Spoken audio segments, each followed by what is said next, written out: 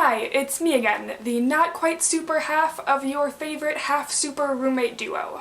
I said at the end of last week's video that we knew that learning more about dry water facilities and Darkgull wasn't going to be easy, which is true, but I think when we started this, I didn't fully understand just how hard it would be.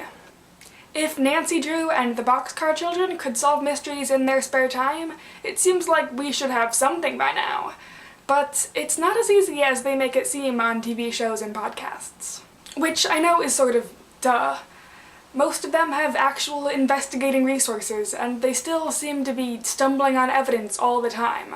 Not to mention the narrative advantage of being fiction. We just have so little to go on. We have the name of a company and a former address, which is still empty.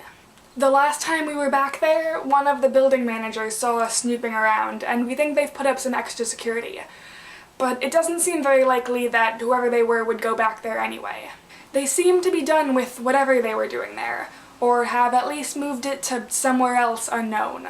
We don't even know what they were doing there, except possibly something to Lacey that affected her powers. And since they're a private company, there isn't really any information on them in the public record.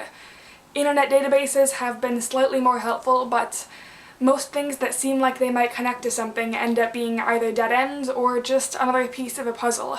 Except we don't know what pieces are what because we don't even know what the puzzle looks like.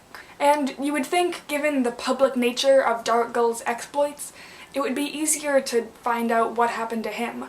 But information there is also surprisingly scarce. We tried to talk to the police, who told us vaguely that he had been moved to someone else's custody pretty quickly, but there weren't any official records, and I got the sense that the guy we talked to wasn't even totally sure himself of what happened. And the media moved on pretty quickly after last spring too. With no real events to cover, no one seems to care much about where Darkgull came from, what he wanted, or where he went since. To everyone else, the case seems open and shut, and all we have is a name that's probably fake connected to an inactive YouTube account. We're not exactly swimming in evidence. I keep trying to think back to when I was captured, if I saw or heard anything that might give us a clue. Who were those people? What kind of data were they looking for? I know the title of this video is How to Solve a Mystery, but it maybe would be better off called How to Not Solve a Mystery. I don't know how to give updates on information that just isn't there.